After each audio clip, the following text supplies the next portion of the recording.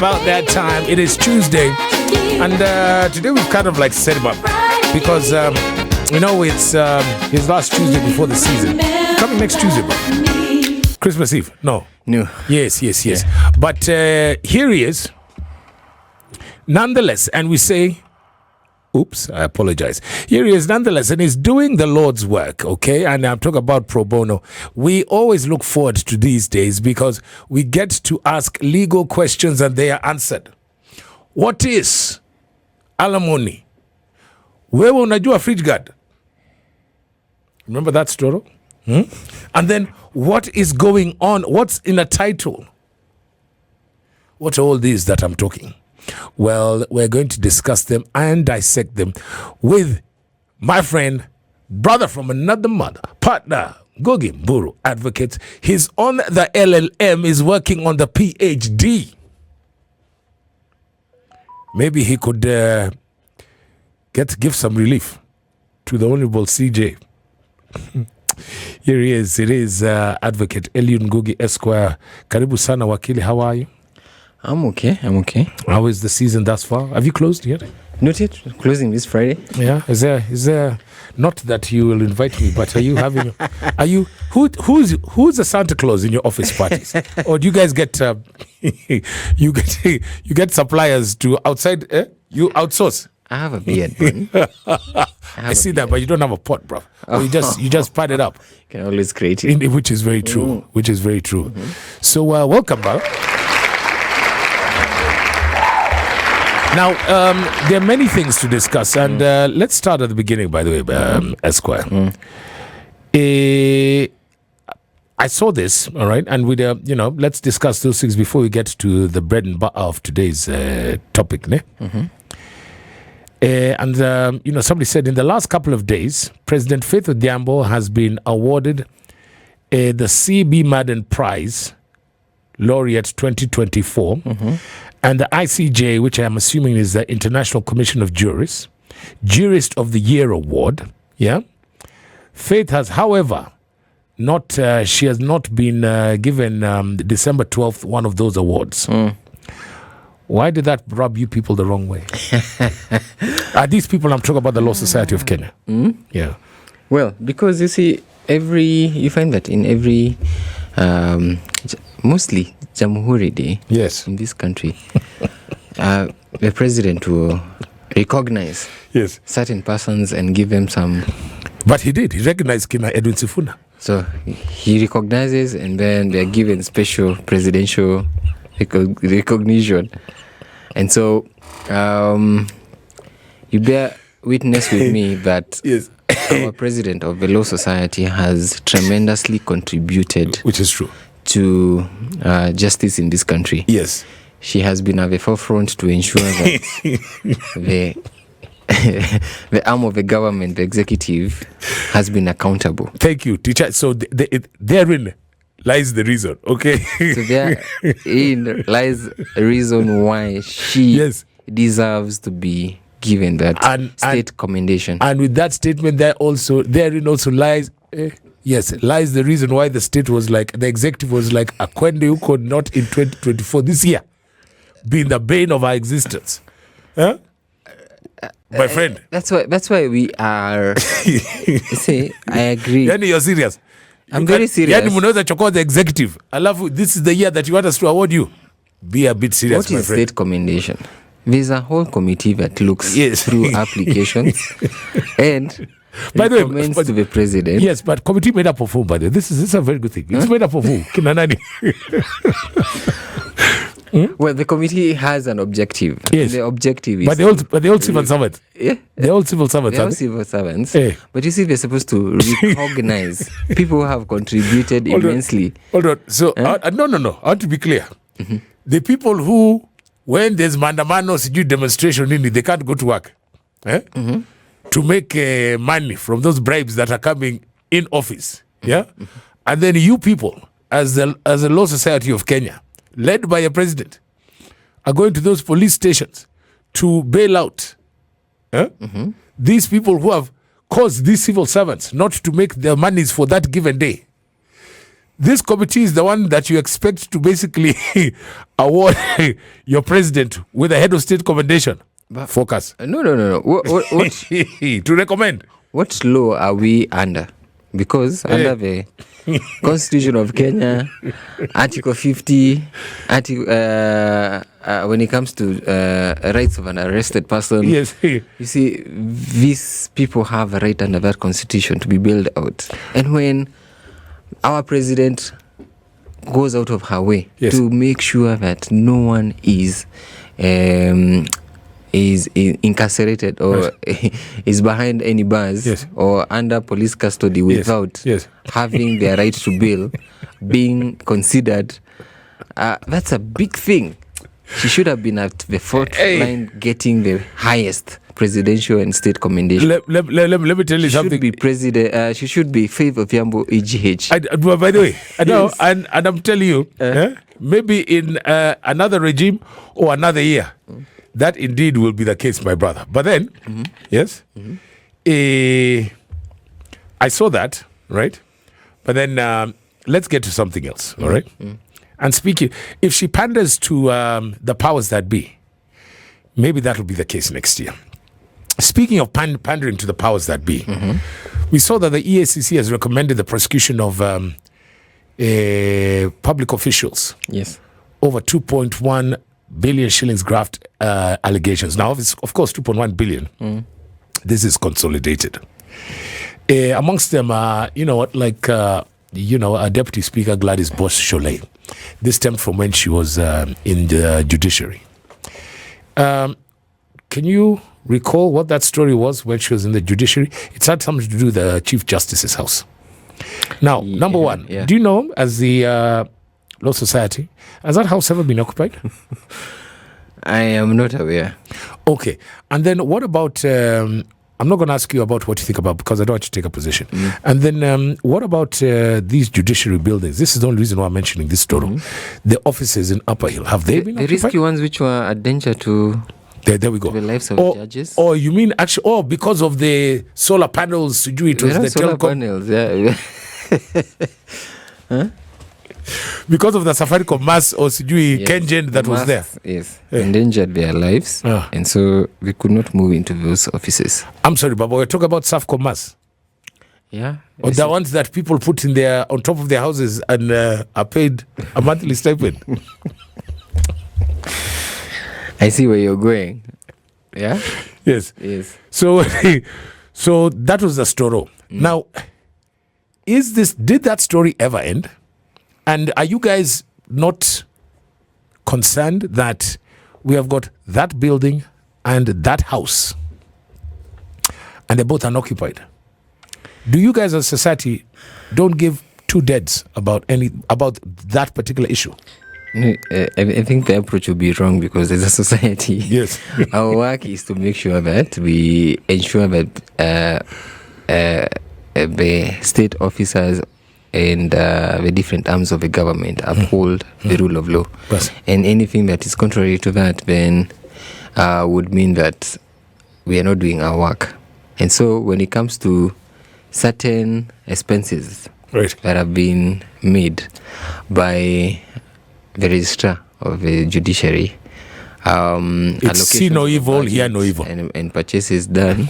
The society see no evil, hear no evil. No, we have mechanisms where we have been following up, and if you haven't heard of it, then it means something is in the offing. But I like that. Something's been cooked. It's very good. This guy has got good answers.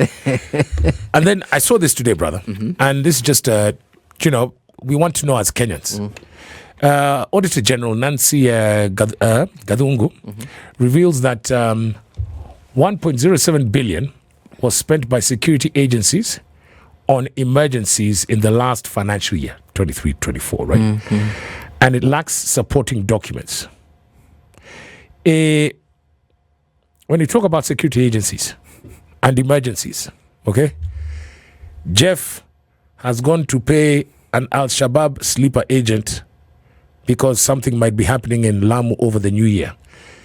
Is Jeff supposed to get a receipt from that guy for information? I'm just asking. No, these agencies, due to security reasons, they're not supposed to reveal Thank you. some of this information. Yes. And so we do not expect them to come back and say, this is how much was spent, because you end up revealing what was done. So this is empty barrels making noise, ne? It might be. Thank you. Yeah. Just wanted to clarify that one, Baba. You see, we are moving along swiftly. And then, now, listen to this, Jeff. I'm just saying Jeff because this is important.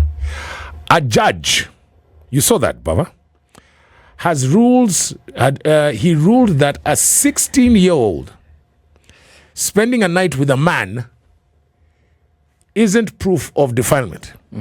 Wakili, since time immemorial,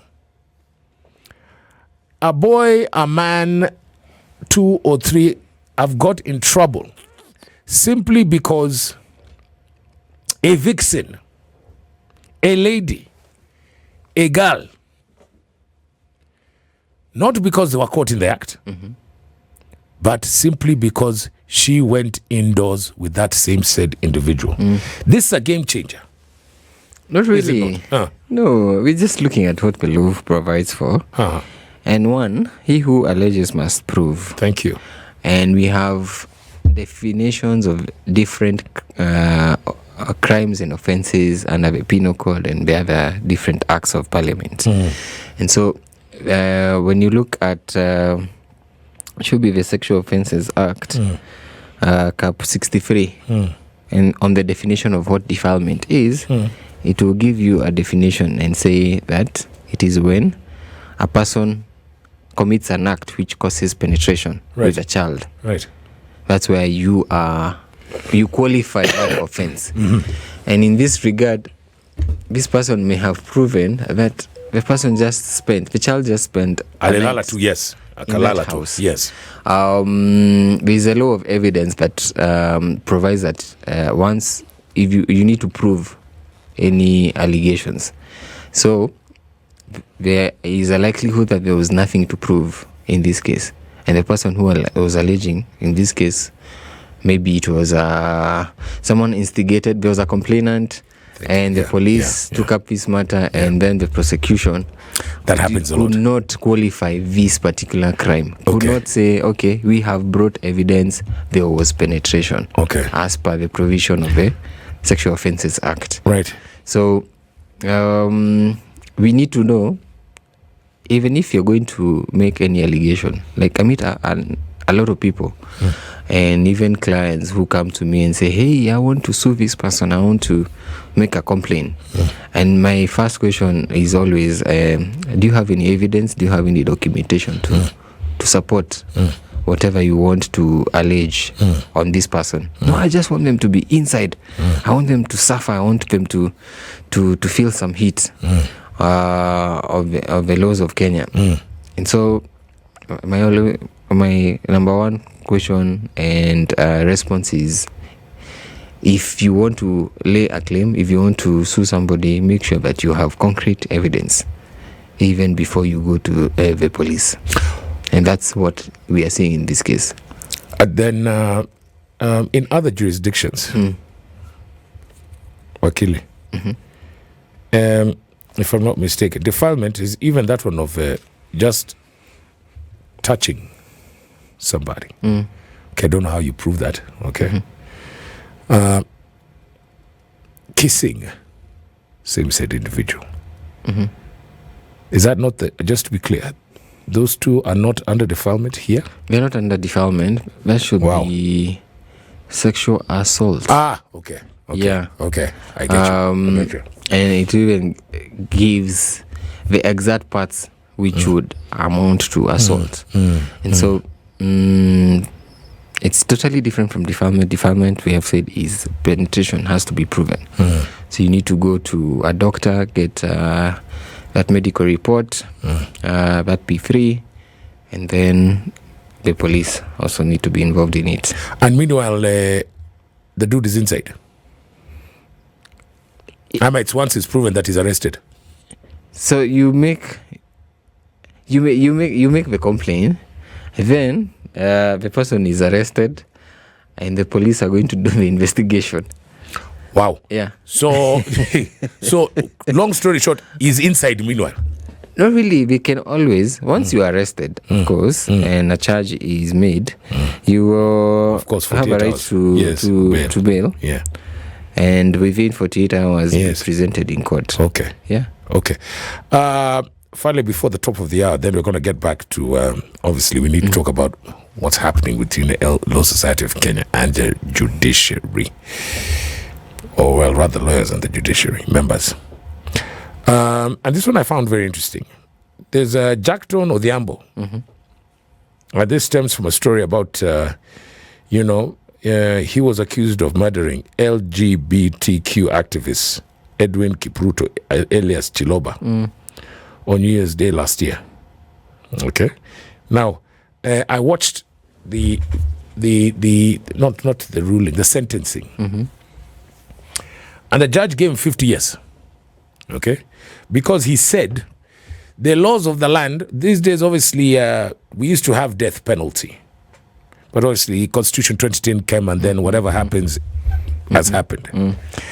And he says, we have not, so there's life, then there's just one long gray area. So he gave what is more than life. For the uninitiated like myself, what is a presumptive life sentence according to the laws of the land today, brother? Presumptive life sentence? Yes. Well, until you die? No. Yeah. Is it? It is life sentence. So you're there for life. Oh. Yeah. It's not like 30 years or something? That's what you're supposed to... Okay, so why did this judge, thank you, because why did this judge say that in his opinion, 50 years is like more than life? Less than hanging you, because that's what would have liked to do, but this is more than life. In 2017, there was a landmark case in the Supreme Court of Kenya, known as Murwatetu case.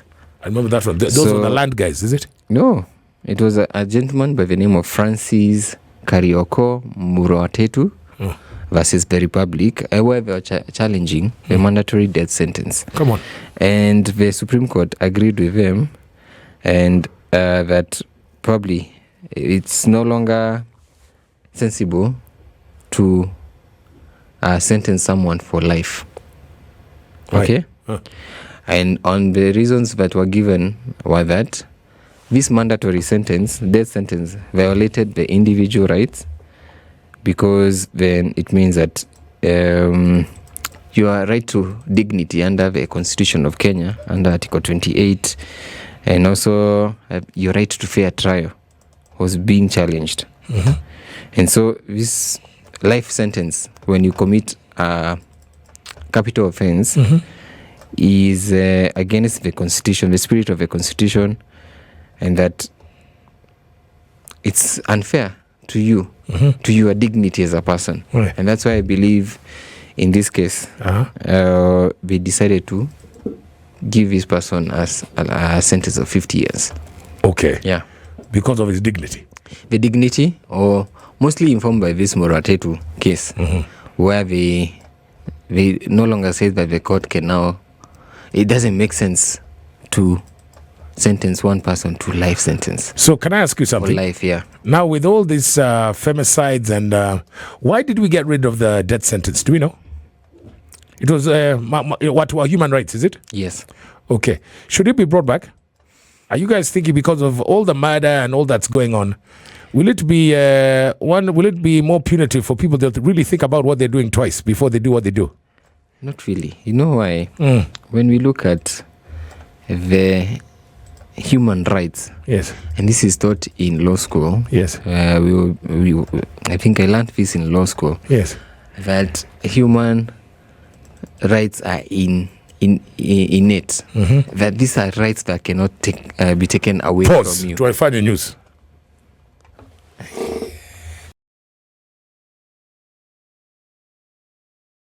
And clearly in the 5 o'clock hour, he came early today so that we could go through two things. All right, we are talking about advocate Eliud Ngugi Esquire, LLM. Working on that is PhD partner Ngugi Mburu Advocates. What are your handles there, Wakili?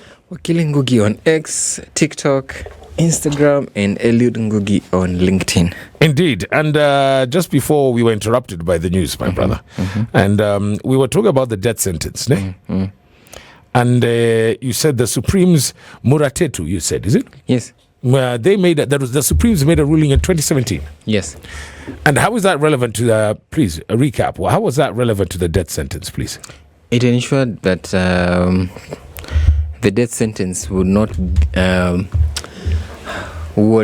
longer be you being sentenced to death or life sentence. Yes. But it would be specific to you. So hence, this judge, we're talking about this Chiloba case,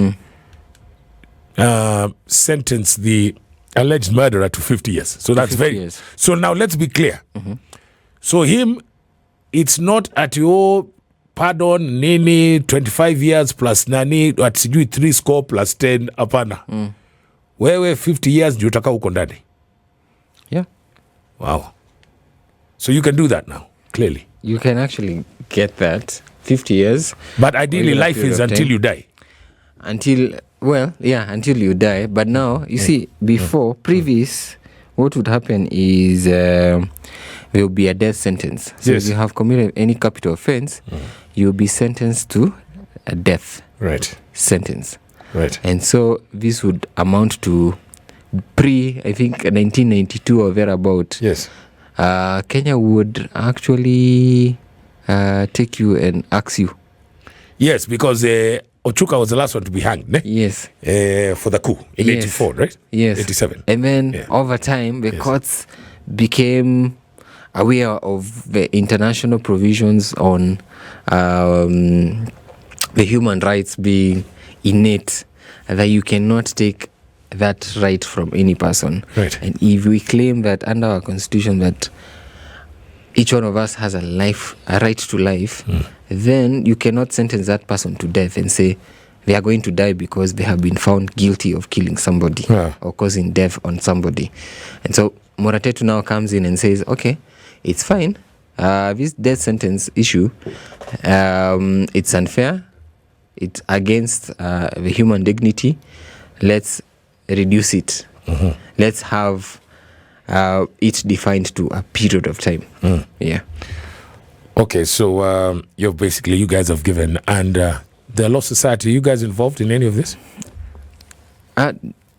Lobbying? You find us lobbying or appearing as amicus or appearing as interested parties to make sure that these cases are following the law, and that we are helping even the judges ensure that there's justice. Okay. Yeah. And then as we go into the festive season, this is on a lighter note, I saw from the Ministry of Mining, Blue Economy, and Maritime Affairs, State Department for Mining, Office of the Cabinet Secretary, public notice, use of fireworks during New Year celebrations.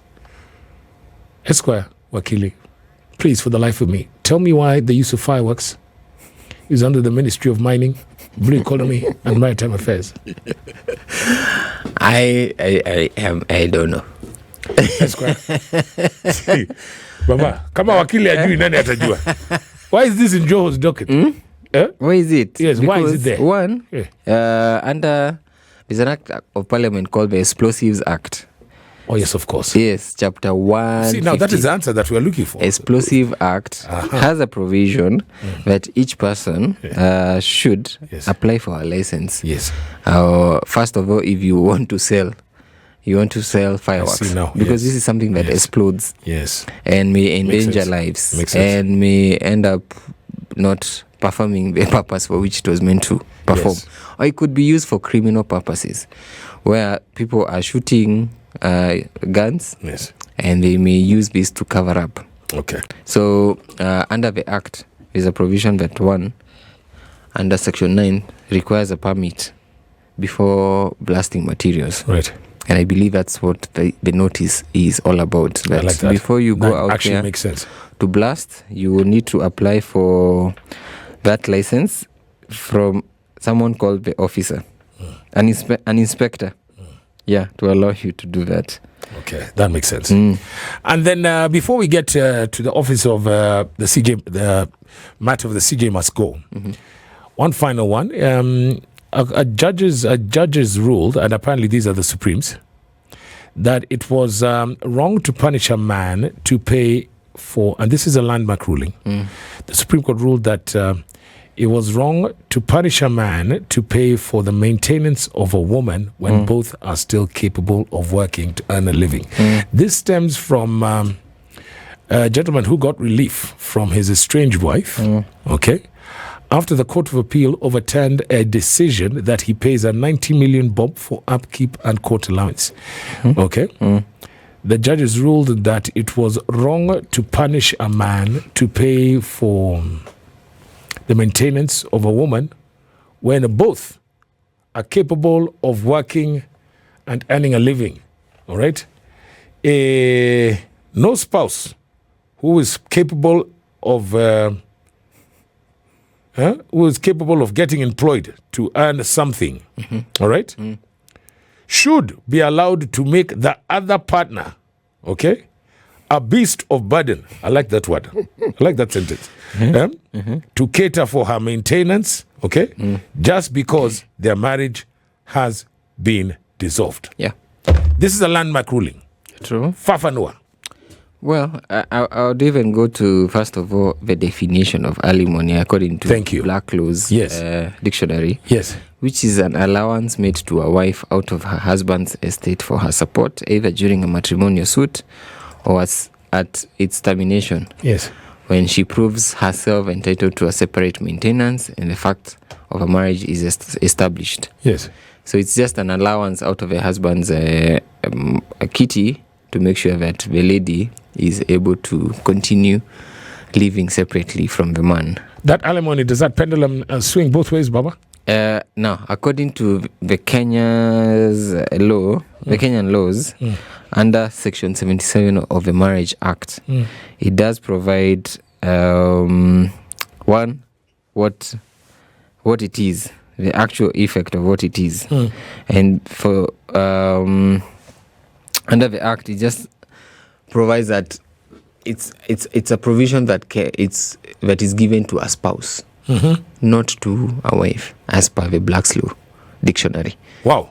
So even a man, when going through the court process, the provision of the Act is that to ensure that Article 45 of the Constitution is comes to life.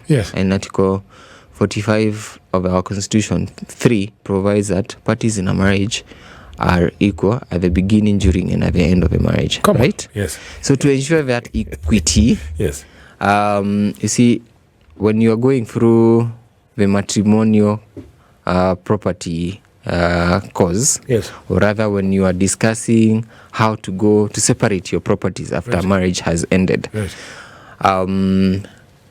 the law is aware that one party may be disadvantaged in terms of not being capable of maybe getting justice or hiring, for example, an advocate, or being able to provide for themselves as they try and settle in this separation. So a spouse in this scenario is allowed to request the court that pending the hearing of this matrimonial case, can I have a provision given to me so that I'm able to maintain myself, because we expect in the finality of this case, I'll get something, that I will get my share of these assets that we acquired together as a couple. But there is a judge that made a decision and said that alimony is not meant to ensure that the other party has a luxurious life or lives a lavish lifestyle. And so it's not something that you should be taking advantage of to make the other party, for example, come to you when you're separating and we claim that now they want to afford rent equivalent to 500,000 shillings in Runda. There's a lot of people listening to you, Esquire, because the law is alive, it evolves. This Eureka moment comes in 2024. You see, this act, I keep saying, the Marriage Act of 2013, in the the Marriage Act of 2014 and Matrimonial Property Act of 2013 are just 10 years old. We have not been able to go out there and perform what we call public, what do we call it?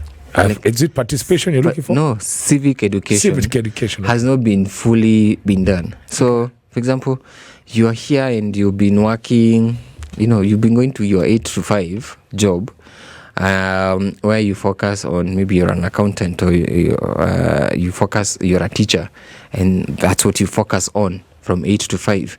When will you ever come across this information unless you're listening to Spice FM today?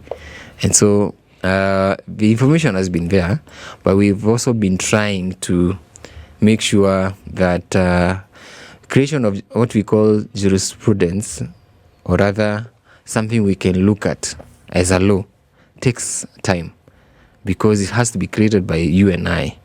So at the beginning, it was only taken that only women could go to court and claim for alimony. Yep. It was also provided that, or rather, the law is that the only time you can request for alimony is when you cannot, for example, take care of yourself because you don't have a job. So it was taken that when you're separating and maybe you are jobless, then you can also request in your divorce proceedings, which happens even today. You should be able to make a prayer and a request and say, Judge, as you dissolve this marriage and make me a single person and declare me as a single person, make sure that this person is also able to take care of me. But also there's a rider to it on how long this can take, because it cannot be a lifetime whereby you can become a beneficiary from 2 parties or 3 parties. So the moment you decide to remarry, then it will be terminated. But this one of has got the ability to earn some money. So like you've just said, this ruling is that you see now beasts of burden and the ability to. So to me that's like who you see Kiwete and is not spastic, is not an idiot.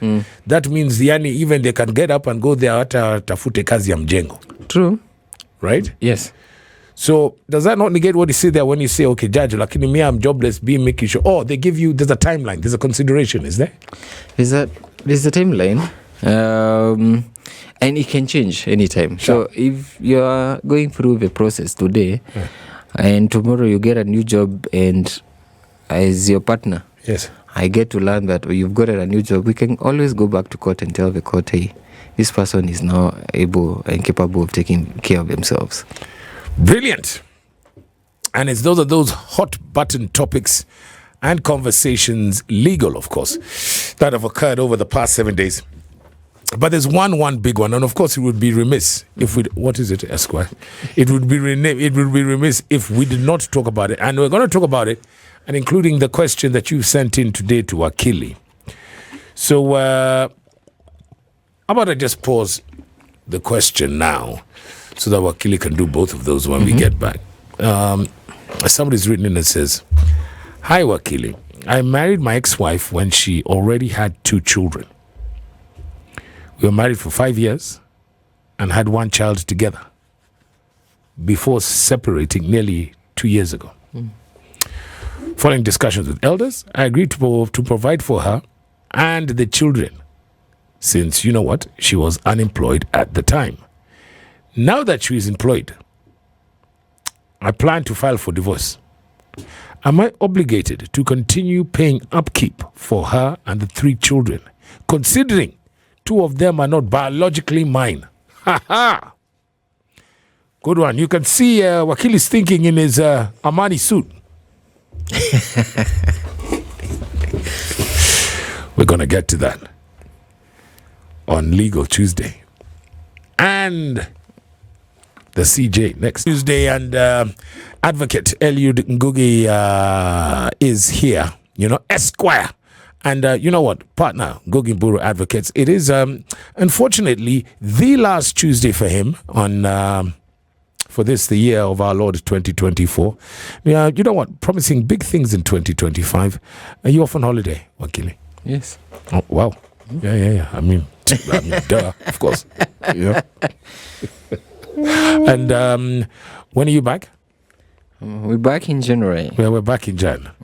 I mean, Jeff, that's kind of obvious. Yeah, I mean, it wouldn't be March, would it? Yeah, it would be Jan. Yeah, you've not yet decided what day in Jan, have you? No. Indeed.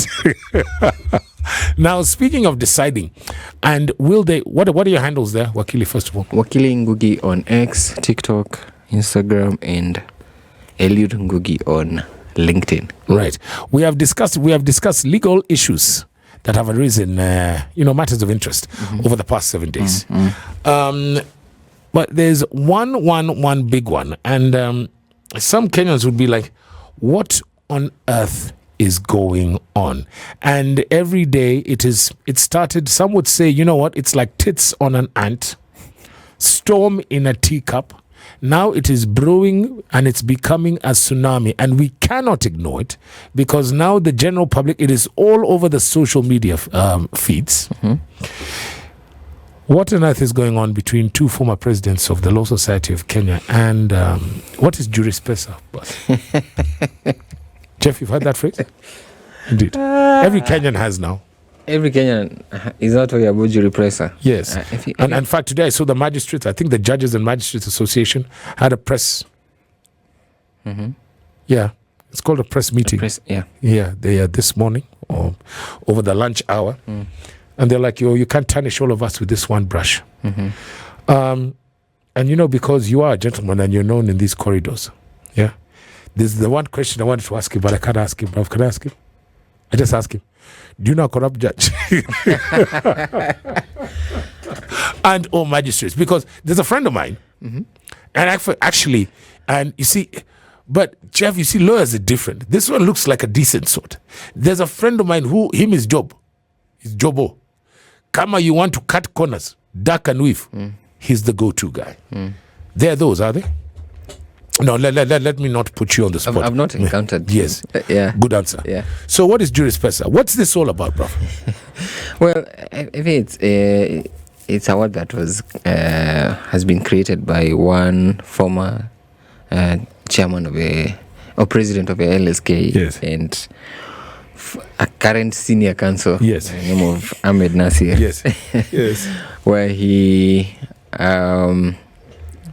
alleges that the judges who are bought or who he is aware have are easily corruptible. Yes. So because judges in other countries are known as what we call in those countries as jury. Yes. So I think the word jury pesa comes from that. But it's a jury that can be controlled using money. And why is this growing legs? Why is it growing? Yes, why is it growing legs? Because I see today, now, judges actually been mentioned. Have you seen that? Yes, and now it's like, and another former president of the LSK is also coming out guns blazing. Why is it growing? Why is it getting a life of its own? Is all this stems from, because not in reference to the act of being bribed per se, but it's like incompetence as far as the highest office is concerned. Are we trying to tarnish with a brush, or is it just that, listen, you cannot be a good teacher if all your students are doing such things? You see, I was having I like having conversations with my seniors, and yes. I was having a conversation earlier on with a senior, and to them, their view was, we've had other chief justices in this country. Yes. We've had judges in this country. Yes.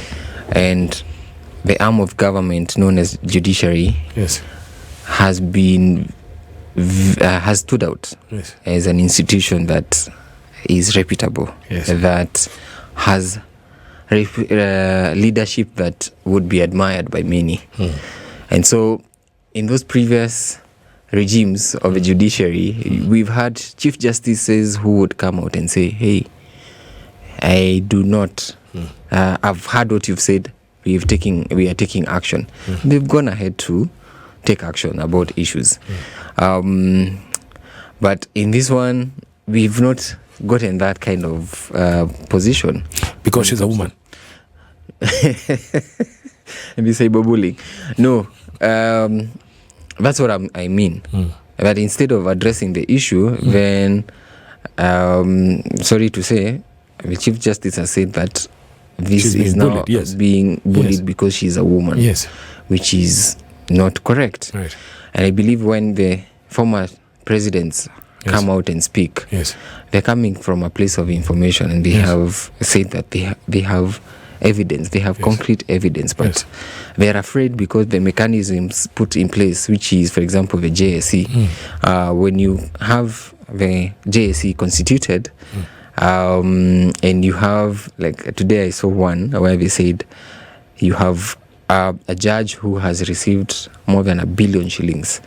And when they take this, when you report them, and this issue is forwarded to this body, then you cannot get justice because the one judge who has been accused is able to pay maybe 10 million shillings to each member of this body. I see. But these are just allegations. And I hope we are able to overcome them. That we're not going to be like the other arms of government where they're just the allegations and we claim that there's corruption and nothing is done. What is the end game here? Is it for the removal of the corrupt judges or of the head of the judiciary? The removal of either the head or these corrupt judges. You see, this mechanism, the mechanism here is that if you're unhappy as a Kenyan today, you went to court and you learned that the other party was able to bribe, let's say, a judge. Your cause of action at that point is to make an application to the Judicial Service Commission. Which is where? It's a body constituted that sits at the Supreme Court. Okay. Because it has representatives from the Supreme Court, Court of Appeal, the magistrates, LSK. So do I send a letter or is it, suggestion box? Who called the Supreme Court? No. You write to the Judicial Service Commission. Right. They are located at the Supreme Court. Right. And you lay down your claim and state why you are unhappy with a certain judge. And of course, you need to support your claim with evidence. So if you have bank transactions, you have video evidence and photos of these judges in meetings with, let's say, your counterparts. Yes. Then you present that evidence. And we saw one happen with a former governor of Nairobi where he made a complaint about a judge and he produced videos, and this judge, a tribunal was formed by the president to look into this issue.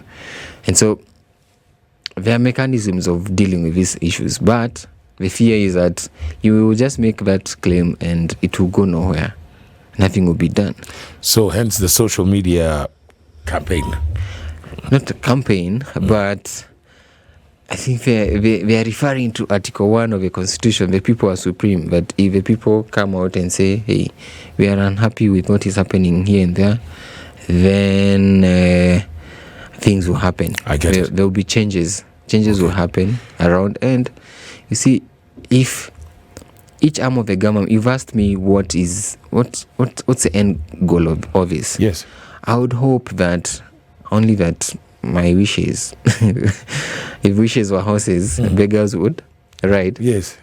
But I wish, because each arm of the government is supposed to check and balance the other arm of the government, that either the executive or the legislature, if it could come out strongly and now step in and say, hey, we've had these allegations, we need to have these things put in order, and we are now summoning or we are requesting that. Stop. So that's when you people LSK, that's when you start saying, the 3 amp separation of powers interference, right? No, we will not say that. Okay. Yeah. It's because now this one will be the proverbial ostrich, because this one at the end justifies the means, head in the sand, yes? We're just saying checks and balances. The same way you will find that the judiciary is always checking the executive whenever they make wrong executive orders. Okay. And they make decisions. Yes. Then executive can as well check the judiciary. But then I just say that if wishes were horses, beggars would ride. Those are just wishes. So ideally, it's if you are not satisfied with the performance of a judicial officer, you write a letter to a JSC. Then what did you say? A commission of what is it? What that is commission is able to look into the issue. Yes. They would expect responses from the person who has been reported to them. And upon making a determination, they make recommendations to the president. Okay. Yeah. So is it one commission for every individual judge? Let's say there are 7 judges. Is that 7 commissions, or just one can deal with all 7? No, just one. Okay. And I saw a list of, in response to this conversation, the Chief Justice, I think 2 weeks ago, came out with a presser. I think it was last week on Tuesday when I was here. And she was able to even give numbers of how many cases have been dealt with by the Judicial Service Commission. And she said we have received around 100 thereabouts. I saw that. Yes. And they were able to go through 30 of them. Right. But the issue here is, if, for example, we are complaining about a member of this judicial commission, then are we going to find justice? I see. Yeah. By the way, and then I saw, and finally on that one, that is if a member of the public is discontent. Now, if that judicial officer now just decides, you know what, skip it, I'm done and dusted. They have to come acquainted, just write a resignation and then out, Nature. Is it? Yeah. There's no if buts or what's, no ceremony, just gone. Including the boss. If the boss was to there's no notice nini. If you know what, yes, I've had the clamor, I'm tired, sasa hata mimi naenda nyumbani. So it's immediate, is it? That's what I'm saying. As resignation. Yes, 17th December. Is it immediate? Are you asking whether they can resign? Yes. Yeah, judges can resign. That's a long way of asking that short question. Yes. Just like any state officer. Yeah. They could tender in their resignation and leave. But rarely have we seen that happen. Yeah. We've only seen the JSC make a decision and a judge has rushed to court to challenge that decision. I'm going to ask you as generally, because, for you are a lawyer of the people. Does she still command respect amongst peers? Why would you put me in? And I said, not you. Sazilu naenda kwa ground, kwa pool. Kwa ground? There are factors, there are political factors playing here. And, I would say that the political factors here would be that there are moments in this country where we have expected that the Chief Justice will come out strongly and speak against certain conduct of the executive, and it has not happened. And so I think I've answered you. Okay. Yeah. He's good at that, he is. So finally, before he scatters, and we wish him a merry, remember when we get back, today's Swali, somebody's written and says, "Hi Wakili, I married my ex-wife when she already had two children. We were married for 5 years and had one child together before separating nearly 2 years ago. Following discussions with elders, I agreed to provide for her and the children since she was unemployed at the time. Now that she's employed, I plan to file for divorce. Am I obligated to continue paying upkeep for her and the 3 kids, considering 2 of them are not even biologically mine?" We'll get to that. Wakili, we'll get to the law and to your opinions next.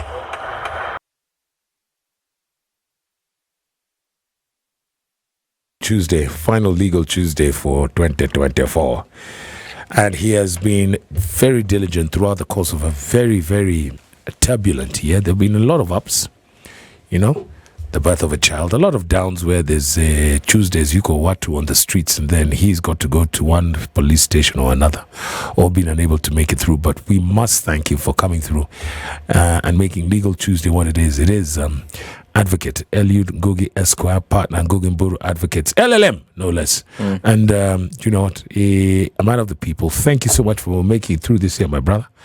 Asante sana, makofi ni kwako. What are your handles for people who want to wish you season's regards, my friend? Wakili Ngugi on X, TikTok, Instagram, and Eliud Ngugi on LinkedIn. Best gift for a lawyer? The best gift for a lawyer. Did you see? He didn't even take a pause. He was just in the deep end. My God. The best gift for a lawyer would be a referral of a client. Oh. Okay. You see, because I don't know why as soon as you said that, Baba, I thought about the oldest profession.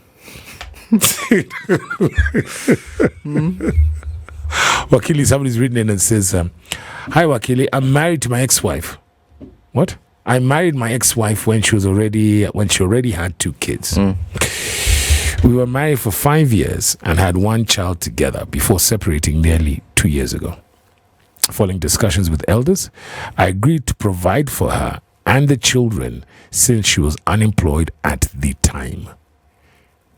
Now that she's employed, I plan to file for divorce. Am I obligated to continue paying upkeep for her and the 3 children, considering 2 of them are not biologically mine? Now, clearly, we've in the last hour we talked about beasts of burden, but then that was alimony, and this year we've spent a lot on not only spousal support but also, in terms of maintenance. What's the story here, Baba? According to the law, I can see you going through that well-thumbed page. Well, there are 2 angles to this, because we've said that under Article 45(3) of the Constitution of Kenya, it provides that the rights to a party at the beginning, during, and at the end of a marriage are equal. Yes. Under that Article 43. And so, these rights are, of course, we know all these rights. Women and men have a right to equal treatment, including economic, political, cultural, and social spheres. Then, we look at the Marriage Act that has a provision where it comes to matrimonial, it comes to, what do you call this? What are we talking about? We call it alimony. Yes. And so, that one has escaped you a few times today. Escaped me. Yeah. So when it comes to this alimony issue, it has a provision that you need to maintain the same standard. Yes. So it should not go higher or lower. But this is in the spirit of ensuring that the party enjoys their right. But courts have held themselves and said you cannot, you cannot take away, you cannot make the other person a beast of burden. Yes. But they need to prove, the condition given is that the person needs to prove that they cannot support themselves. Yes. And the moment they are able to support themselves, then you can go to court and revise or review this court order. Yes. So we have seen this a case or question sent by the listener. Yes. And they are asking, do they continue doing this? But there are 2 angles. Provision, maintenance is 2-way. Yes. So there's this one in marriage, which you provide to your spouse, which is alimony. Yes. But there's also the maintenance where it comes to the children, which is under the Children's Act. Yes. Where the law is that children have a right to provision by both parties, parents. So under Article 53, children have a right to be provided for, to have enjoy their right to education, the basic needs, shelter and food. And so this listener would be One, if the lady has already gotten a job and they are already going through the process of divorce, one, this process of alimony is in the course of the divorce and in the process of sharing your matrimonial property. It cannot be before. And I see them, they are doing it before they file the divorce. There we are. So it seems like it's a gentleman agreement. Yes. Where a gentleman agreement where they agreed, let's agree on separating, going separate ways. I'll be sending you rent and maybe pocket money. Yes. Which is not recognized by law until you go through the process of divorce, and you find that the practice is that as you file your divorce, then you should be able to also make the prayer that as a court dissolves the marriage, it also makes an order that the other party, or rather the spouse who with capacity is able to provide money or maintain your life. Yes, but there are also factors to be considered. So you've broken down the law. Wow. Okay. So you mean agreements, ile ya kiwazee, that one of with the elders, that one is a moot point? That's moot. Wow. Because the one that probably would be recognized, which I have handled several of them. Yes. And the one I can recall was where in the course, instead of washing your dirty linen in public, there you go, you come for a settlement meeting and you agree, hey, we have this property. In chambers, am I in court? In chambers. Okay. This is what we have agreed. Let's reduce it into writing, and we have that in writing. Yes. So instead of going public and sharing how many properties and cars and the people who even have artwork, yes, in terms of matrimonial property, yes, you just have a simple settlement agreement saying this is a match. You take the land in Kisumu, I'll take the one in Machakos, and let's sell the car. So you have such an agreement, and then because you are already living, maybe because we are going to also sell this other house that we live in, and you won't have a place and you want to remain with the children, I shall send you 50,000 Kenya shillings every month to make sure that you're able to take care of yourself. So it is reduced into a settlement agreement, which now you go to court. As you file the divorce case, you can also attach it and say, hey, here we are. We wish to also have orders on this provision for alimony or maintenance of a person. So, in this one, finally, does he have to pay for the upkeep of, the children's? Yes, he does. So that will be separate because children cases are separate. You've said that. But also you don't have to, again, wash your dirty linen in public. Yeah. You can also come up with what we call a parental responsibility agreement and file it in court, have it adopted as an order of the court instead of fighting and having to attach your payslip. I like exposing yourself out there. And that's why he is who he is.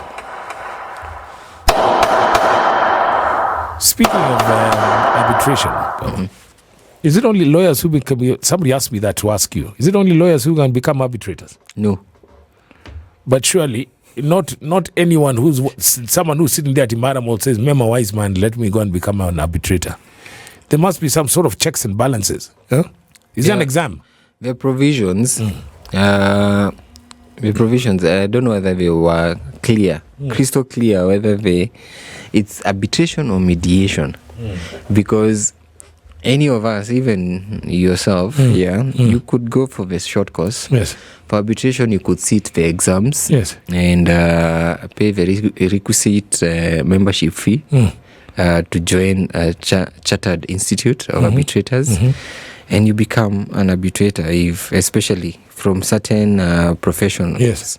So if you're an architect, if you're a QS, to make sure that you are a specialized professional dealing with disputes in that area. You see, if the issue is all about BQs, yes, where it comes to construction, yes, then the best placed person to arbitrate such a dispute, because you gave your figures, there was no enough money, materials were stolen. The best person would be someone who deals with this on a day-to-day basis. Yes. And they'll be able to arbitrate that. If you're a finance person, yes, and the dispute is in the finance industry, yes, then you'll be the best placed person to deal with such a dispute. I love it. Yeah. I love it. So that's it. Hey, Baba, thank you so very much for coming. It's been very, very, very, it's been a beautiful year. What's your Christmas message to your... Does he have fans? To your fans? Don't drink and drive. Honestly, like, this life is so amazing, and we are all lucky to be alive. Don't shorten your life. If you're going to drink, just take a taxi home. Do you know that anticipation, and then at the end of it, Yani, it's just deflation at the very end. He's done all of that in 2024, and that is your take home. That's the memorable one. That's the one that Jeff is going to... for Christmas. That's it. Yes, Secondly, I've been here. I've been educating you on your rights. I've been telling you about your rights, and I expect that even as you go through this season, you'll be able to reflect on all the many things that we've discussed. Right. I see several of them on your YouTube, on our YouTube page. Yes. And so reflect on these issues. Right. Fight for justice. Yes. Don't allow anyone to silence you, especially in 2024, where we've seen intimidation being used against any person who speaks up. Yes. Continue speaking up. Yes. The law is on your side. Speaking of which, I saw one of your lawyers. He said he was involved with that whole Gashagwa thing. Then he posted on social media that Ruto must go T-shirts. They just written must go T-shirts, and now it's sale at a shop near you. Then another lawyer came back and said, "You're a lawyer. Shame on you." You know, you're stupid. Yes, that one. Yes. Ellen Gogi, Esquire. Merry Christmas.